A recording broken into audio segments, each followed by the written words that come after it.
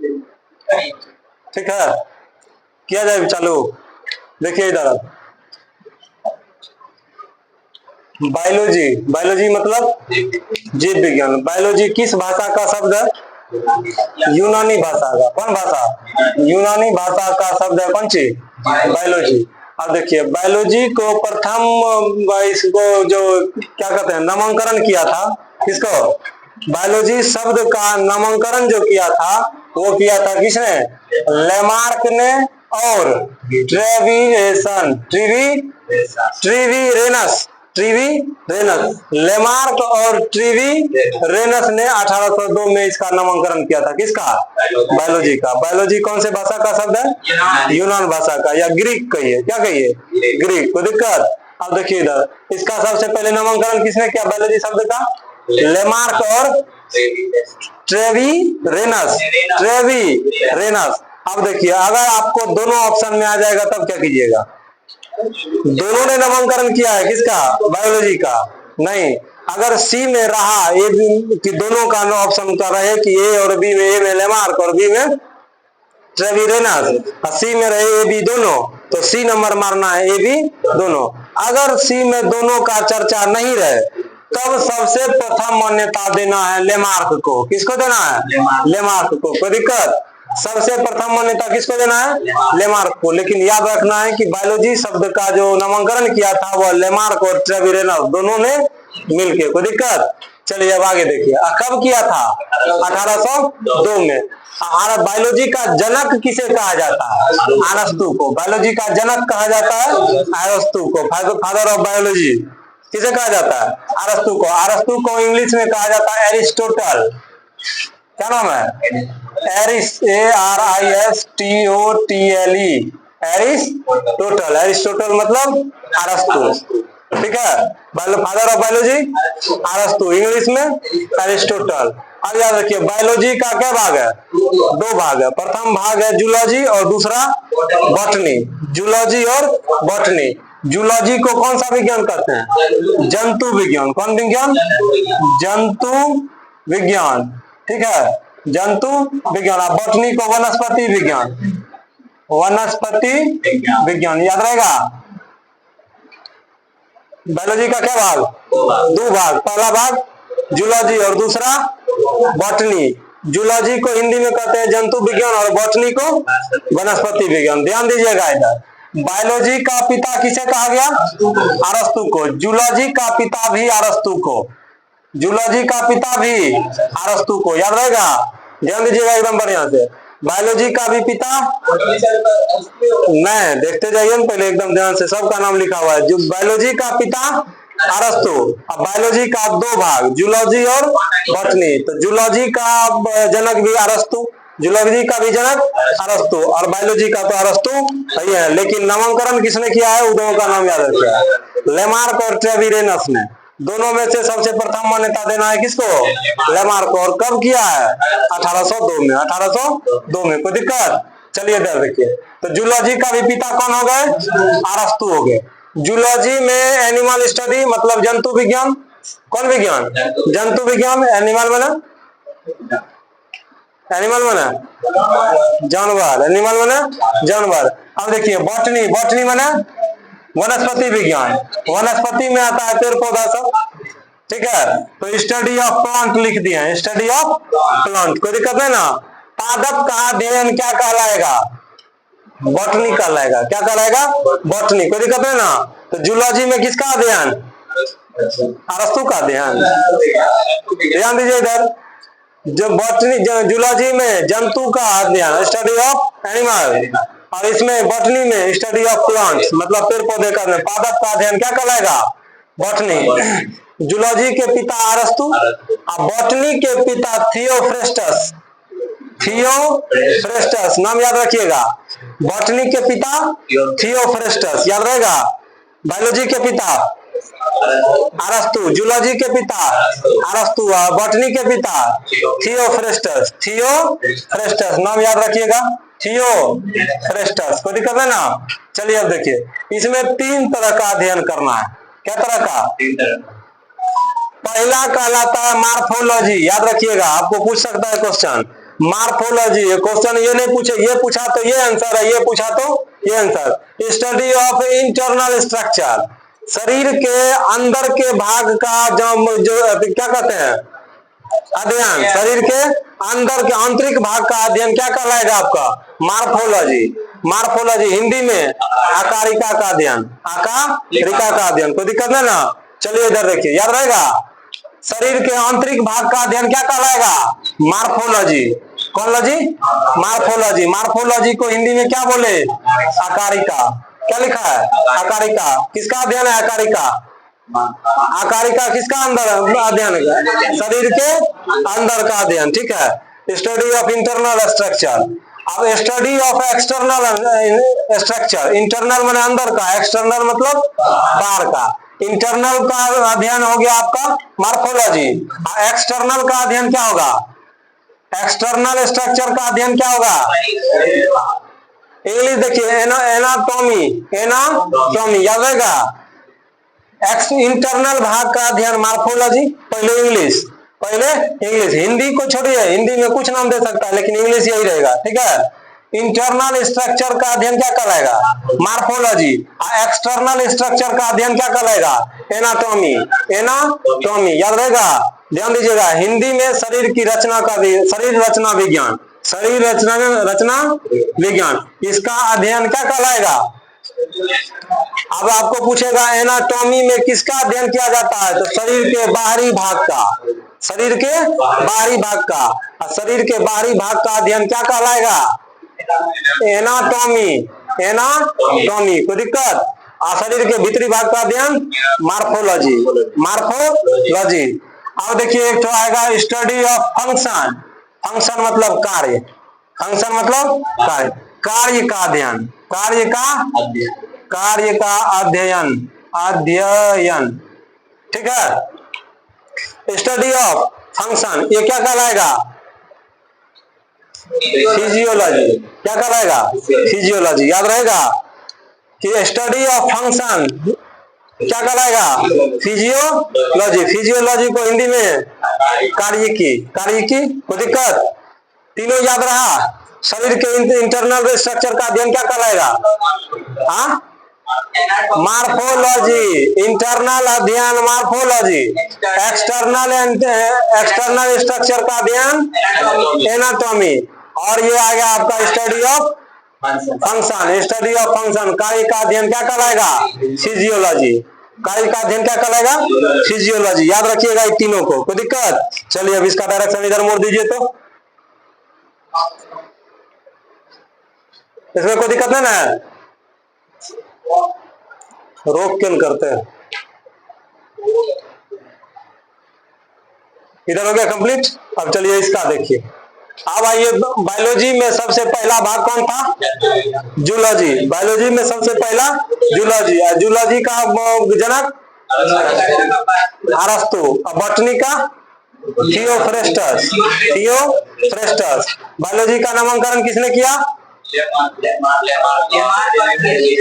Treviranus ने। चलिए अब देखिए इधर जूलॉजी में आएगा आपका, जूलॉजी मतलब जंतु विज्ञान। अब जंतु विज्ञान में सबसे पहले पढ़ना है human skeletal system. Human skeletal system. ठीक, अब इसमें देखिए सबसे पहले आएगा आपका कंकाल तंत्र। कंकाल तंत्र, कंकाल माने हड्डी, कंकाल माने हड्डी। अब देखिए इधर हड्डी का क्या क्या कार्य है पहले वो समझिए। हड्डी हमें सीधा खड़ा रखता है। हड्डी हमें सीधा खड़ा रखता है। वह प्राणी का नाम बताइए जिसके शरीर में एक भी हड्डी नहीं था जो पैदा हुआ। भागीरथी। क्या नाम था भागीरथी, जिसने गंगा को इस धरती पर लाया है। नहीं, जिस समय पैदा हुआ था उस समय उसके शरीर में हड्डी नहीं था।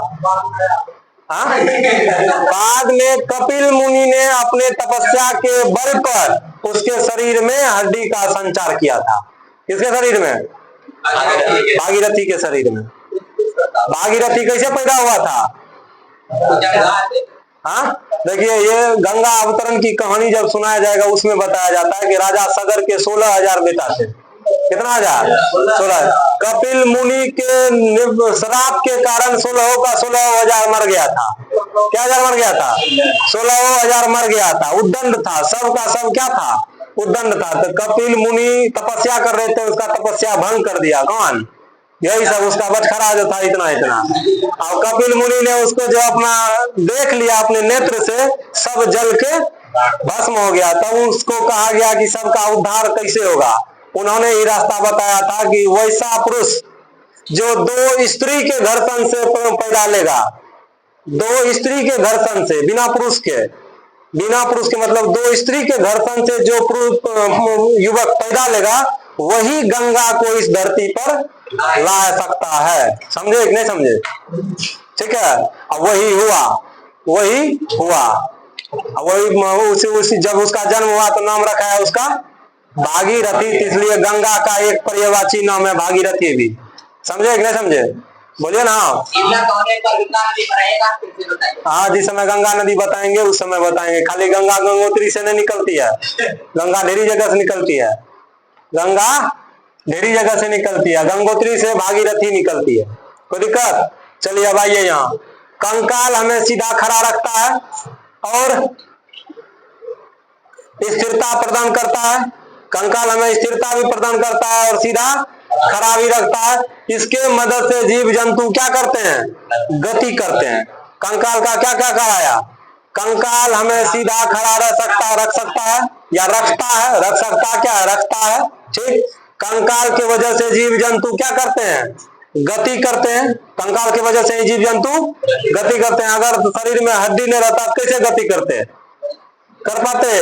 घरक भी नहीं पाते, घर का वो नहीं करते अगर हड्डी नहीं रहता। जहां रहते ठप से हो जाते। ठीक है। चलिए देखिए इधर, स्थिरता भी प्रदान करता है कौन? कंकाल। तो कंकाल का तीनों कार्य समझ गए? क्या क्या? सीधा खड़ा रखता है, स्थिरता प्रदान करता है। कंकाल की वजह से जीव जंतु क्या करते हैं? तो की परवेचान। हाँ, देख नहीं इधर पहले। अब देखिए इधर, कंकाल 2 प्रकार का। कंकाल 2 प्रकार का। एक होता है बाह्य कंकाल और एक होता है आंतरिक कंकाल। इसको कहते हैं एक्सोस्केलेटन। इसको कहते हैं बाह्य कंकाल को इंग्लिश में एक्सोस्केलेटन और आंतरिक कंकाल को इंडोस्केलेटन। अब एक्सो लिख के हाइफन छोड़ दिए, मतलब समझिएगा कि यहाँ स्केलेटन होगा। क्या होगा? स्केलेटन होगा। इंडो स्केलेटन होगा। स्केलेटन लिखिए देते हैं। ठीक है। कंकाल क्या प्रकार का? 2 प्रकार का। कौन कौन?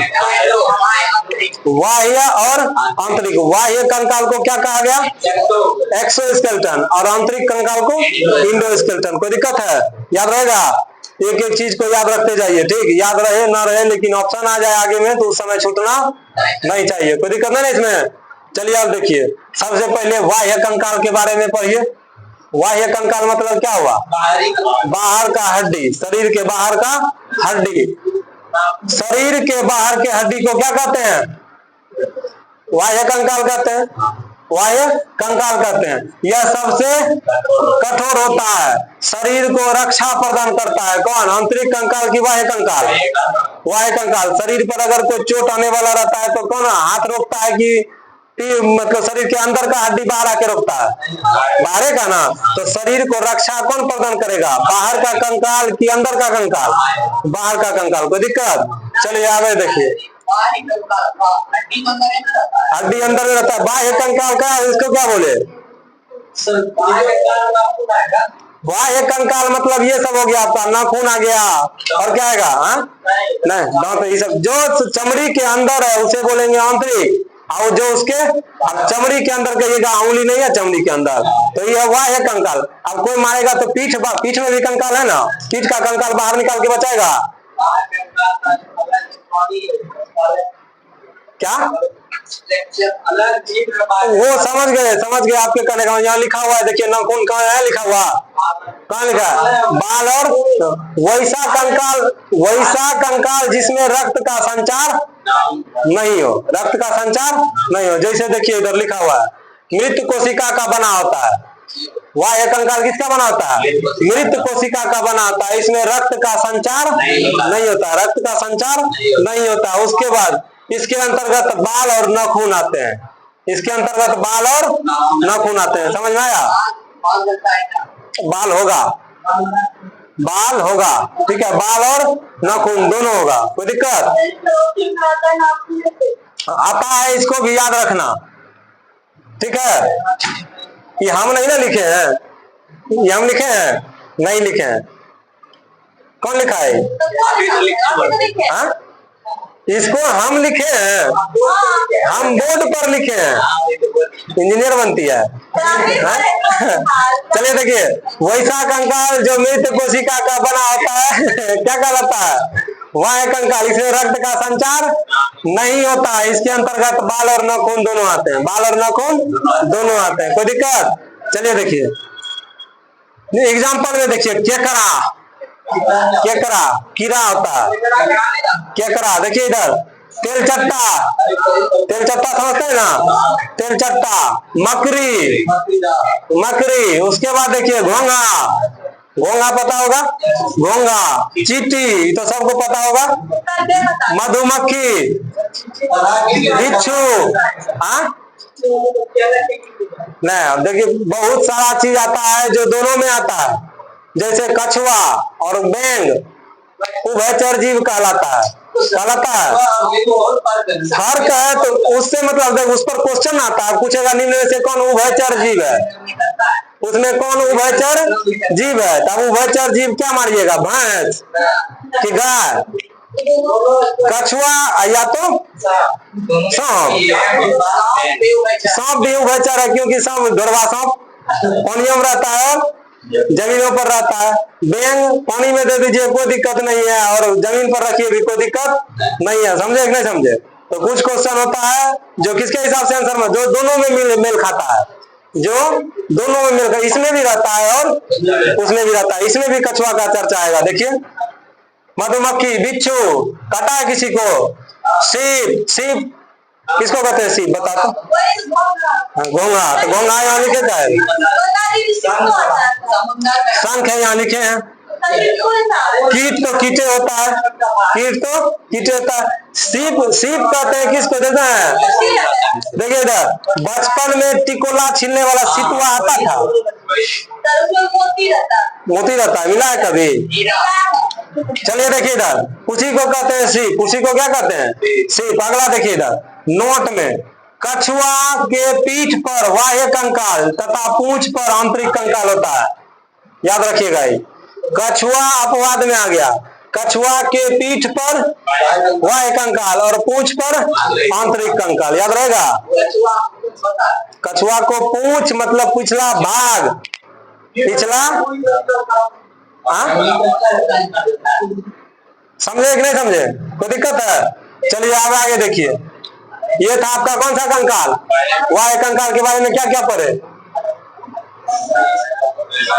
शरीर के बाहर होता है, शरीर से बाहर होता है, बहुत कठोर होता है, या क्या होता है, कठोर होता है, शरीर को रक्षा प्रदान करता है, मृत कोशिका का बना होता है, रक्त संचार नहीं होता है। इसके अंतर्गत बाल और नाखून दोनों आते हैं। एग्जाम्पल में कुछ जीव का नाम लिखा हुआ है, याद रखिएगा। कछुआ एक ऐसा जीव है जिसके पीठ पर बाह्य कंकाल और पूंछ पर आंतरिक कंकाल होता है, कोई दिक्कत है?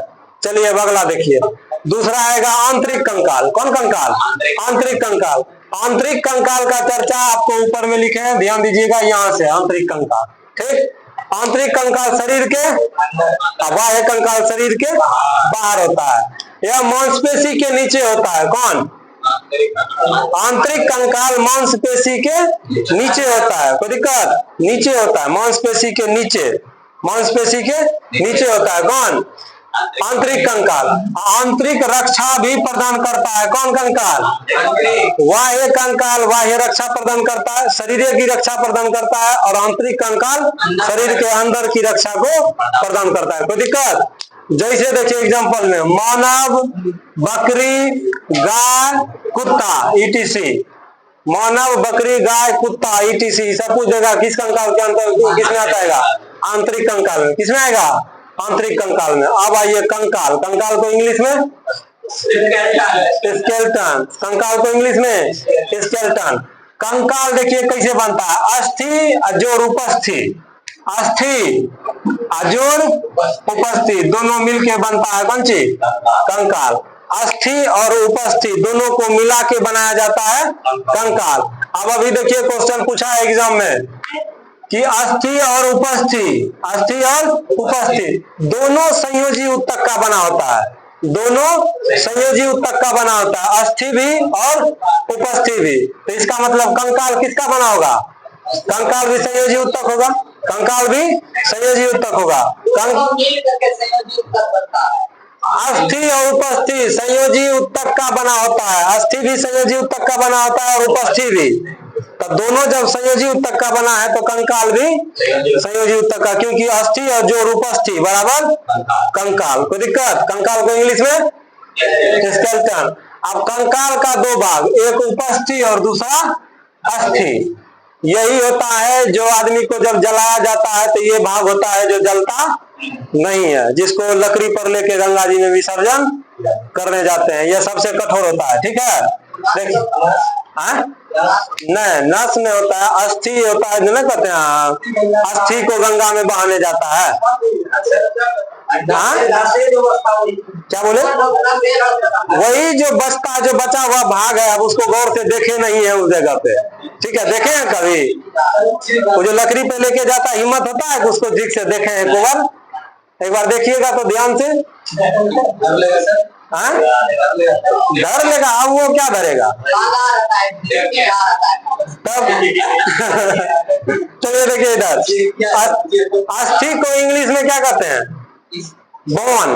बोन माने अस्थि, बोन माने अस्थि। अब देखिए इधर, पहले इसको पढ़िए, उपस्थि को। पहले किसको? उपस्थि को। उपस्थि मुलायम होता है। उपस्थि क्या होता है? मुलायम हो जाता है। जब मरे हुए आदमी को जलाया जाता है तो ये पूरा का टोटल जल जाता है, टोटल का टोटल जल जाता है। ठीक है, और जिंदो आदमी को जलाता है तो ये होता है, इन्हें की खाली मरने को जलाने पर। उपस्थि को इंग्लिश में कहते हैं कार्टिलेज।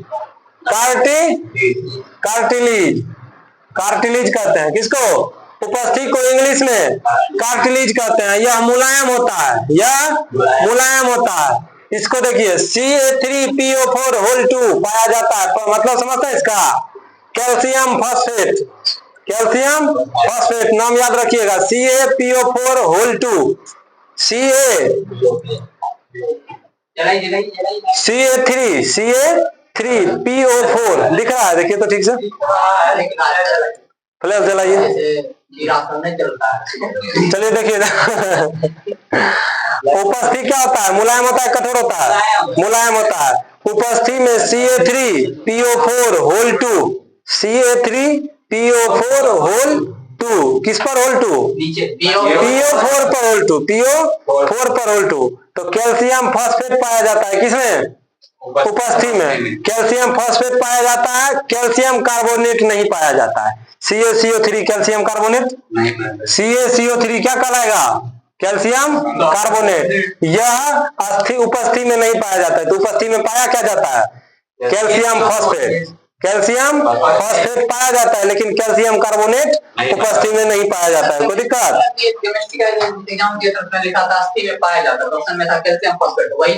किसमें? हाँ तो देखिए इसमें दोनों पाया जाता है, अस्थि में दोनों पाया जाता है। अभी चलिए पहले पोल के लेवल पे पहुंचिए ना, उसके बाद पहले इधर देखिए उपस्थि में। देखिए इधर, ये क्वेश्चन एकदम इंपॉर्टेंट है। मुलायम कठोर तो छोड़िए, इसको ध्यान रखिए। उपस्थि में CA मतलब कैल्शियम फॉस्फेट पाया जाता है। उपस्थि में कैल्शियम फॉस्फेट पाया जाता है, कैल्शियम कार्बोनेट नहीं पाया जाता है। ठीक है, लेकिन अस्थि है जिसमें दोनों पाया जाता है। ठीक है, अस्थि है जिसमें दोनों पाया जाता है, कैल्शियम फॉस्फेट भी और कैल्शियम कार्बोनेट भी, दोनों पाया जाता है। किसमें? अस्थि में। इसमें केवल कैल्शियम फॉस्फेट पाया जाता है, कैल्शियम कार्बोनेट नहीं पाया जाता है। याद रखिएगा, एकदम इंपॉर्टेंट क्वेश्चन है। अस्थि मुलायम होता है, कठोर? अस्थि कठोर होता है, उपस्थि क्या होता है? मुलायम होता है। अब उपस्थि देखिए इधर, कॉन्ड्रियोब्लास्ट कोशिका का बना होता है उपस्थि। उपस्थि बना होता है कॉन्ड्रियोब्लास्ट कोशिका का। पूछा था क्वेश्चन ये सब? नहीं पूछा था। उपस्थि किसका बना होता है? उपस्थि कॉन्ड्रियोब्लास्ट कोशिका का बना होता है। ठीक उसी तरह अस्थि ऑस्टियोब्लास्ट कोशिका का बना होता है। नाम याद रहेगा। उपस्थि किसका बना होता है? उपस्थि किसका बना होता है? कॉन्ड्रियोब्लास्ट कोशिका का उपस्थि बना होता है। क्या रेलवे में पूछा है? चलिए सब में पूछेगा। उपस्थि बना होता है कॉन्ड्रियोब्लास्ट कोशिका का, अस्थि बना होता है ऑस्ट्रियोब्लास्ट कोशिका का। उपस्थि बना होता है कॉन्ड्रियोब्लास्ट कोशिका का, अस्थि बना है ऑस्ट्रियोब्लास्ट कोशिका का। कोई दिक्कत नहीं ना। और उपस्थि में क्या पाया जाता है और क्या नहीं पाया जाता है? उपस्थि में कैल्शियम कार्बोनेट नहीं पाया जाता है, कैल्शियम फॉस्फेट पाया जाता है। अस्थि में दोनों पाया जाता है, अस्थि में दोनों पाया जाता है। अब देखिए इधर क्या सूत्र भी याद रखना है, इसलिए तो सूत्र लिख दिए हैं। ठीक है कि हिंदी में नॉमो लिख दें। CA3PO4 whole 2 calcium phosphate, CaCO3 calcium carbonate, calcium carbonate. नाम याद रखिएगा, लिख लीजिएगा नोट में, नोट भेजवे करेंगे। नाक, कान तथा सभी बड़ी हड्डियों के सिरों पर कार्टिलेज मतलब उपस्थि पाया जाता है। देखिए इधर उपस्थि कहाँ पाया जाता है? उपस्थि कहाँ पाया जाता है? नाक, कान तथा सभी बड़ी हड्डियों के सिरे पर, सभी बड़ी हड्डियों के सिरे पर कार्टिलेज पाया जाता है, मतलब उपस्थि पाया जाता है। याद रहेगा। नाक के ऊपर क्या पाया जाता है? पूछेगा नाक के ऊपर क्या पाया जाता है? क्या कहिएगा? चश्मा। नाक के ऊपर भी कार्टिलेज, कान के ऊपर भी, शरीर के सारी बड़ी हड्डियों के ऊपर जो पाया जाता है उसे कहते हैं कार्टिलेज। कार्टिलेज को हिंदी में कहते हैं उपस्थिति। उपस्थिति न उपस्थि, उपस्थि में पाया जाता है कैल्शियम फॉस्फेट पाया जाता है, कैल्शियम कार्बोनेट नहीं पाया जाता है। कोई दिक्कत? चलिए देखिए इधर। अब कार्टिलेज, कार्टिलेज के बाहरी लेयर को, कार्टिलेज माने उपस्थि, कार्टिलेज माने उपस्थि, उपस्थि के बाहरी लेयर को क्या कहते हैं? देखिए इधर पेरिकॉन्ड्रियम कहते हैं। क्या कहते हैं? पेरिकॉन्ड्रियम। हिंदियों लिख दिए हैं, इंग्लिशों लिखा हुआ है। उपस्थि के बाहरी लेयर को क्या कहा जाता है? पेरिकॉन्ड्रियम। ये सब एकदम इंपॉर्टेंट है, याद रखिएगा, कुछ भी पूछ सकता है।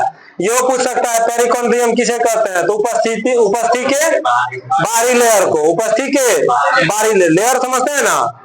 हाँ परत, लेयर माने परत। समझ में आया इतना? तो बताए तो उपस्थि के एकदम जोर से पढ़िए तो क्या क्या लिखा हुआ है? मुलायम होता है, पाया जाता है, पाया जाता है,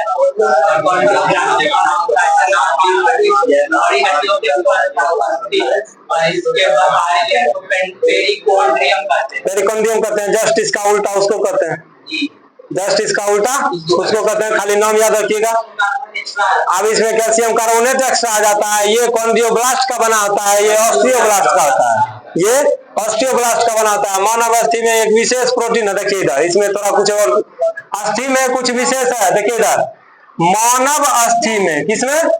मानव अस्थि में एक विशेष प्रोटीन पाया जाता है जिसे कोलेजन प्रोटीन कहते हैं। कौन प्रोटीन कहते हैं? याद रहेगा? कौन सी याद रहेगा? करो तो इसको क्या बोल लिखा है? जिसे क्या कहते हैं? कोलेजन प्रोटीन कहते हैं। जिसे क्या कहते हैं? कोलेजन प्रोटीन कहते हैं। हड्डियों का अध्ययन क्या कहता है? ऑस्टियोलॉजी कहलाता है। क्या कहलाता है? ऑस्टियोलॉजी कहलाता है। एक सेकंड रुकिएगा इसको। अस्थि में क्या बोले? अस्थि में एक विशेष प्रकार का प्रोटीन होता है। मानव अस्थि में, मानव अस्थि में से क्या कहते हैं? Collagen protein. अस्थि में 50% जल और 50% कार्बनिक पदार्थ होता है। क्वेश्चन पूछा है एक बार, याद रखिएगा। 50-50%। अस्थि में 50% जल और 50% कार्बनिक पदार्थ पाया जाता है। अस्थि में ओसिन प्रोटीन पाया जाता है। ओसिन प्रोटीन पाया जाता है किसमें? अब ध्यान दीजिएगा इधर, ओसिन प्रोटीन किसमें पाया जाता है? अस्थि में पाया जाता है। मानव अस्थि में एक अलग प्रोटीन पाया जाता है जिसे कोलेजन प्रोटीन कहते हैं। जिसे क्या कहते हैं? मानव अस्थि में जो पाया जाता है उसे कोलेजन प्रोटीन। अस्थि में एक विशेष प्रकार का प्रोटीन पाया जाता है जिसे कहते हैं ओसिन प्रोटीन। दोनों का नाम याद रखिएगा। नहीं, दोनों अस्थि एक के है। अब इसमें अस्थि एक के जीव का होता है, खाली मानव का कि और भी? तो इसमें क्वेश्चन में लिखा है मानव अस्थि में एक विशेष प्रकार का प्रोटीन पाया जाता है जिसे कोलेजन प्रोटीन कहते हैं। और इसमें अस्थि में जनरल रूप से एक प्रोटीन पाया जाता है सामान्य रूप से, जिसे क्या कहते हैं? Cousin protein. कौन प्रोटीन? Cousin protein. अब देखिए इधर, अस्थि में रक्त नलिकाएं तथा तंत्रिका तंत्र पाया जाता है। अस्थि में रक्त नलिकाएं तथा तंत्रिका तंत्र पाया जाता है, उपस्थिति में नहीं पाया जाता है। उपस्थिति में नहीं पाया जाता, लिखे यहाँ लिखा हुआ है। अस्थि में, किसमें? अस्थि में रक्त नलिकाएं तथा तंत्रिका तंत्र दोनों पाया जाता है। रक्त नलिकाएं तथा तंत्रिका तंत्र दोनों पाया जाता है। उपस्थिति में, उपस्थिति में नहीं पाया जाता, नहीं पाया जाता है, नहीं पढ़ पाती है, इतना दूर से नहीं दिखता है। उपस्थिति में नहीं पाया जाता है। क्या होता है? क्या तो पढ़ेगी ना, हम बोल दिया उपस्थिति में तो चुपचाप देख रही है, तो बोलेगी ना नहीं पाया जाता है। हाँ, चलो आगे देखो। भोजन और ऑक्सीजन की आपूर्ति लसिका द्वारा प्राप्त होता है। किसमें? किसमें? अस्थि में कि उपस्थिति में? उपस्थिति में भोजन और ऑक्सीजन, उपस्थिति में भोजन और ऑक्सीजन की आपूर्ति किसके द्वारा प्राप्त होता है? लसिका के द्वारा प्राप्त होता है। सब याद रखिएगा एकदम बढ़िया से, नहीं याद रखिएगा वो भी एकदम बढ़िया से, ठीक है। अस्थि में, उपस्थिति में भोजन और ऑक्सीजन किसकी सहायता से पहुंचता है? लसिका से, ठीक है। अस्थि में रक्त नलिकाएं होती है? नहीं होती है, दोनों होती है, रक्त नलिकाएं और तंत्रिका तंत्र। अस्थि में रक्त नलिकाएं और तंत्रिका तंत्र दोनों पाया जाता है, लेकिन उपस्थिति में नहीं पाया जाता है। कोई दिक्कत? अब उपस्थिति को भोजन और ऑक्सीजन की आपूर्ति लसिका के द्वारा होती है। किसके द्वारा होती है? लसिका के द्वारा होती है। उसके बाद देखिए इधर, मानव शरीर में उपस्थिति का चर्चा बता रहे हैं, उपस्थिति में रोल लगा है, देख रहे हैं ध्यान से। मानव शरीर में उपस्थितियों के पिन्ना, उपस्थितियों के पिन्ना, नाक की हड्डियां, नाक की हड्डियां और श्वास नली, कौन नली? श्वास नली के बीच में एक विशेष हड्डियों के स्थलीय संधि पाए जाते हैं। याद रखिएगा, किसके किसके बीच में? पिन्ना, नाक की हड्डियां, श्वास नली, श्वास नली शरीर के बीच में एवं पिन्ना जो हुआ शरीर का एक अंग हुआ। शरीर का क्या हुआ? कनपट्टी, ये इसको बोलते हैं कौन सी? इसको कौन बोलते हैं? कौन इस पूरे को बोलते हैं? इसको क्या बोलते हैं? इसको क्या बोलते हैं? आई जो दो गो है इसको बत्ती, तो नौक के बत्ती एकरा कहे छै, जेकरा पकड़ी के छै नौक छिके, उ नौक जैसे बनलो छै ओकरा कहे छै नौक के बत्ती। तब मम्मी यह कहे छै, देखा और बोलती है कि मम्मी यही बोलती है कि मारबो नौक के बत्ती टूटी है, तो तनियो लाज नहीं लगा है एकरा से। तोड़ी नहीं ना एको दिन मम्मी, हम लोग का क्या तोड़ेगी? पराठे। सब का एक अलग नाटक रहता है। नौक की बत्ती तोड़वाने वाला काम काहे करती है जो नौक का बत्ती तोड़ना पड़ जाता है? बताओ तो। मानव के शरीर में याद रहा जो बताया क्या? मानव के शरीर में उपस्थिति के पिन्ना, नाक की हड्डियां, श्वास नली के बीच में एवं हड्डियों के स्थल संधि में पर पाए जाते हैं। कोई दिक्कत है? चलिए, कौन सी पाया जाता है? उपस्थिति। कौन सी? उपस्थिति। अब अगला आइए, देखिए यहाँ क्या है, कुछ इंपोर्टेंट क्वेश्चन लिखे हैं, उसको याद रखिएगा। 25 से 30 वर्ष, 25 से 30 वर्ष के बीच हड्डियों का घनत्व उच्च होता है। अभी हम लोग का क्या है? अभी हम लोग का हड्डी क्या है? कमजोर है। हाँ, अभी कितना उम्र हुआ आप सबका? 25 नहीं पहुंचे हैं? 25 नहीं पहुंचे हैं? चलिए, नहीं है तो कोई दिक्कत नहीं है। 25 से 30 वर्ष के हड्डियों के का घनत्व क्या होता है? उच्च होता है। हड्डी का घनत्व उच्च होता है। जन्म के समय हड्डी की संख्या 270 से 310 के बीच होती है, याद रखिएगा। जन्म के समय हड्डी की संख्या कितनी होती है? इन्हें देखना, इन्हें 206 लिख लो, यहाँ 6 206। जन्म के समय, जिस समय बटखरा आता है धरती पर, ठीक है, उस समय हड्डी की संख्या 270 से 310 के बीच होता है, अर्थात औसतन 300। औसतन 300 नहीं, फिक्स नहीं होता है। फिक्स नहीं होता है। देखिए, जिसमें 310 आता है ना, वो होता है एकदम भौकाल के तरह, समझे? समझे कि नहीं समझे? औसतन हड्डी की संख्या कितना दिया गया है? 270 से 310 के बीच। औसतन है 300, औसतन 300, मतलब लगभग 300 सब में आ सकता है, लेकिन 270 से अधिक और 310 से कम, इसी बीच में जो शरीर में हड्डी की संख्या हो सकती है। कब? जन्म के समय। कोई दिक्कत नहीं ना? चलिए आगे देखिए। अब औसतन 300, औसतन 300। कई ऑप्शन में तीनों ना मिल जाए, तीनों की डी नंबर मार दीजिएगा, इनमें से सभी, इनमें से सभी। देखिए इधर बाल्यावस्था में, कौन अवस्था में? बाल्यावस्था में 208, बाल्यावस्था में शरीर की हड्डी की संख्या 208। वयस्क मनुष्य में 206, वयस्क मनुष्य में। सब तीनों को एकदम ध्यान से देखिए। शरीर की हड्डी का घनत्व तो किस समय अधिक रहता है? कितना से कितना? 25 से 30 वर्ष की उम्र में। जन्म के समय हड्डी की संख्या 270 से 310 के बीच, 310 के बीच। औसतन 300, औसतन 300। बाल्यावस्था में 208, वयस्क मनुष्य में 206, वयस्क मनुष्य में 206। अब देखिए इधर अस्थि पर, अस्थि के बारे में। अस्थि में क्या क्या पाया जाता है? बिना देखे नहीं बोलिएगा। अस्थि में कैल्शियम फॉस्फेट और कैल्शियम कार्बोनेट दोनों पाया जाता है। उपस्थि में कैल्शियम फॉस्फेट नहीं पाया जाता है, कैल्शियम कार्बोनेट, कैल्शियम फॉस्फेट पाया जाता है, कैल्शियम कार्बोनेट नहीं पाया जाता है। क्या क्या घटता क्यों है? अब कथी कथी से क्या हो जाता है? 200 कना करीब हो जाए चाहिए। के बतेते तो भगवान ने बते, हड्डी देने के चलते हम हड्डी में शरीर कौन? अजय बारे एक सेकंड, शरीर में हड्डी का संचार किसने किया है? ऊपर रखे ना, आंख तांख कौन दे के भेजा है? सब चीज दे के कौन भेजे हैं? ऊपर वाला। यहाँ के जो हम लोग जो अध्ययन करते हैं या वैज्ञानिक अध्ययन करके क्या बताया कि ऐसा ये चीज हो सकता है, ऐसा हो सकता है, लेकिन एक्यूरेट करके बताया कि यही है, यही हो सकता है। नहीं देंगे भगवान को हड्डी है ना, करते भागीरथी का चेक कर पाता? हाँ, टेको को हड्डी नहीं था। ठीक है, इसको अब किताबी भाषा में दिया है, इसको इसी हिसाब से आपको क्या करना है? याद रखना है। क्या कि जन्म के समय हड्डियों की संख्या 270 से 310 के बीच होता है।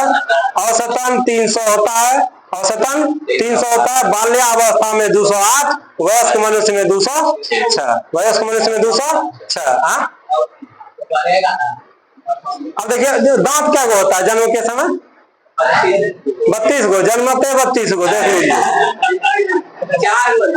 जन्म के समय क्या होता है? एक दो नहीं होता है। अब दांत कैसे आ जाता है? कहां से आता है? दांत कहां से आता है? इस सब का कोई है तथ्य? तथ्य है कोई? दे सकते हैं कोई सटीक तथ्य? दांत कैसे क्यों आता है? कैसे आता है? क्यों आता है? तो ऐसे करता है कि भगवान मोदी है तो खाने के लिए जब देंगे तो चबाने के लिए भी देंगे। क्या दांत कैसे आता है?